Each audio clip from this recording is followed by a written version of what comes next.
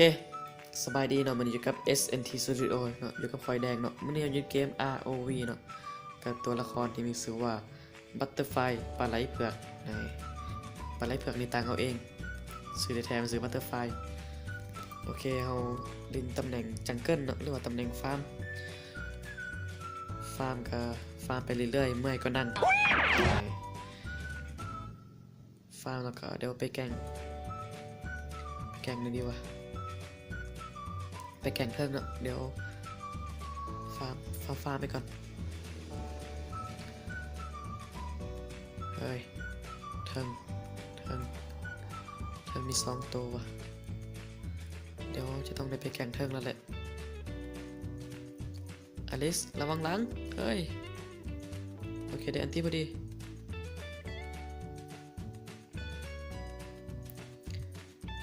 ไปแล้วมาแล้ว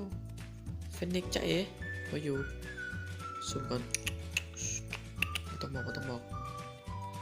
มีแบบนี้ด้วยเอาเอ้ยอันตีเปล่าสั่งท้ายก่อนโอเคสุ่มอยู่ไม่อยู่ละไปกลางเอากลางมาแล้วเอาพลาดไปแหละบอกเก่งแหละฟาร์มเอาเทิงโจ๊กเอ้ยเทิงมีปลาเค็มนั่นนะโจ๊กเมื่อกี้เขาไปแก่งแบบพิษทาพาทาไปนั่นเองเฮ้ยฟ้ามันแหละไปแก่งเนาะในแก่งเดือดตายโดนหมูดาอีก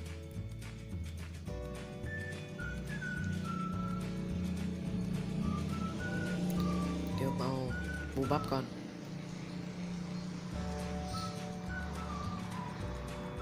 เอามันมีตีมังกรแล้ววะไม่ยังมุทันไปโอเคมังกรยังอยู่ไปละกำลังไปเอามาเลยไอ้ยาโอ้แหลกว่ะรู้สึกแหลกว่ะใจมาแล้ว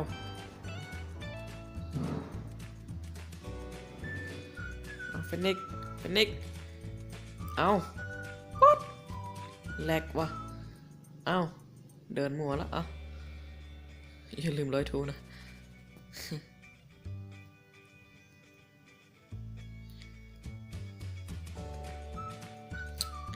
ย่าน่าจะบ่ได้แหละถอยไปก่อนทีมเขาไปฟาร์มวะฟินิกฟาร์มก็วาอยู่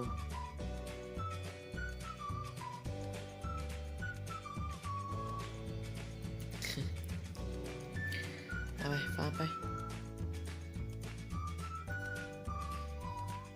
ชุบมาแล้วรวมเอามังกรเอา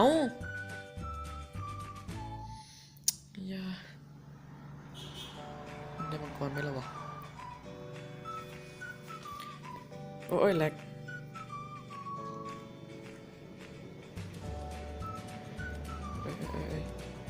เดี๋ยวเอาเขาแม่เขาว่ามันตัวเปิดได้เขาว่ามันตัวเปิด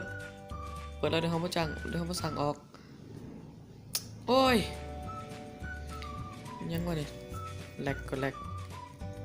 ชิปหายไว้บอด9 8 7 6 5 4 3 2 1 0ชุบไหลเรียบร้อยชุบ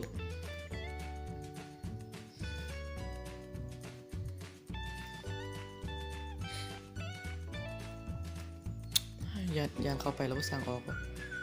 ถอยกันอ้าวหมูเฮาอ้าวเรียบร้อยอ้าวอุ้ยชุบชับชุบอุ้ยมันเห็นในตัวเองว่ะเฮ้ยเบิ่งเทวเอาเร็ว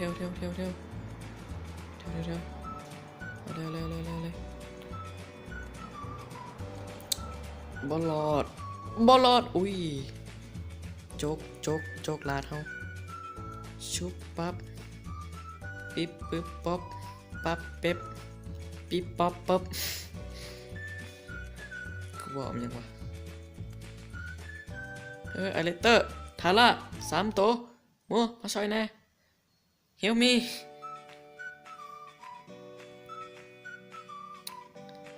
ไอ้ยุยช่วยตุยมาซาปากระดาตุยอ้าวชุบชับชุบ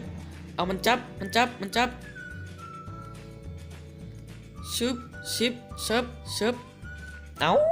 มาโอ้ยหูบ่ตามว่ะแล้ววะเดี๋ยวก่อนทาร่าไอ้ย่าน่าจะบ่ได้ละถอยสั่งไปเลยไปฟาร์มก่อนไม่อยู่แล้วผมซื้อว่าบ่ได้ฟาร์มละผมซื้อว่าขาดฟาร์มกลับมาฟาร์มมาหนึ่งอาจจะมีเสียงรบกวนอยู่ทางนอกกะบ่ฮู้ว่าเขาไม่หรือว่าพวกเขาเนาะถ้าว่าเขากะขอโทษขออภัยนำเนาะเพราะว่าเพื่อนคอยอยู่ติดทางหลวงเลยเนาะต้องมันก็มีรถผ่านตลอดเลยเนาะนี่ก็ขออภัยนำก็บ่เป็นหยังแหละเอามันเอามังกรอีกแล้วจ้าเออ้าวมาตาย what โยชุบชับเอ้าทาร่ามาตาเทนมาตามหมดอารมณ์มาเอาละเอาเองเข้าแล้วมาตามนี่โอ้ยมือไปซนใส่ไม้เมื่อกี้บอกเอาเลยถอยงอน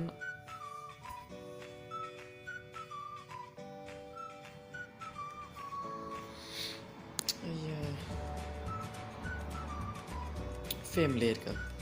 โคตรแหลกเลยว่ะเล่นอยู่โทรศัพท์เลยเทิงกับผมมีเพย์เบิงเอ้ย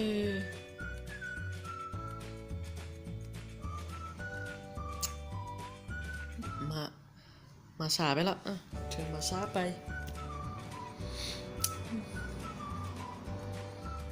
ไปละไปมาเอา2 ปอมเลยมาไหมเอา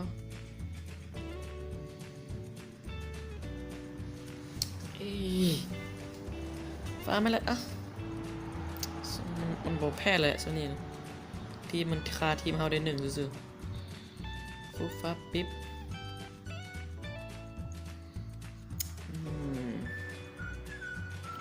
โอเคไปซอยโมเป็ดนิดนึงปอมเทิงผมให้เบิ่งแล้วเจริญแล้วจ้าเอ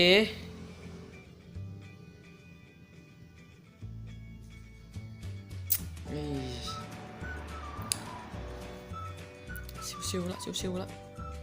ผมมีปัญหาละปอมเทิงกับผมไม่ได้เบิ่งเจริญละอย่าโจกโหดวะชุบซับปึ๊บปิ๊บอุ้ยมาไปของนั่นละของโอเคละชุบอ้าวบ่ตายกูตายหาว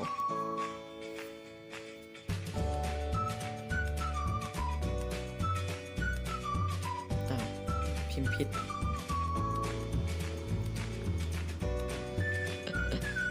ไม่ได้เป็น MVP หรอกเกมนี้นะฮาวไปเมื่อกี้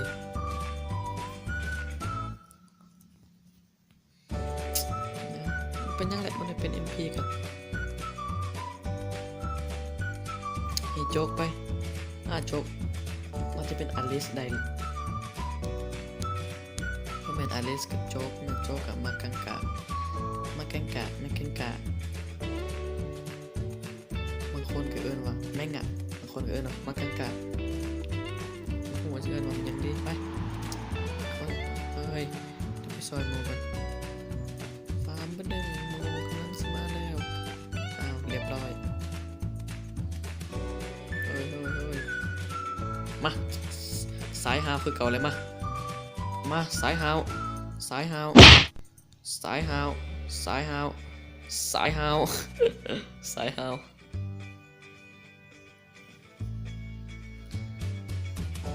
ไปจบเรียบร้อยสายโหดอยู่นี่บสนะหัวได้แล้วแหละโอ้ยแหลกโคตรแหลกชิปหายโอเคสำหรับคลิปนี้ก็ฝากไว้เพียงเท่านี้เนาะกาเป็นไปมักกาขอกดไลค์กด Subscribe ให้ได้เนาะคลิปนี้ก็บนมาทั้งคลิปเลยไล่โจ๊กเกอร์ไปอลิสไล่หมดเลยแล้วกันโอเคสำหรับคลิปนี้ก็มีเพียงเท่านี้เนาะกา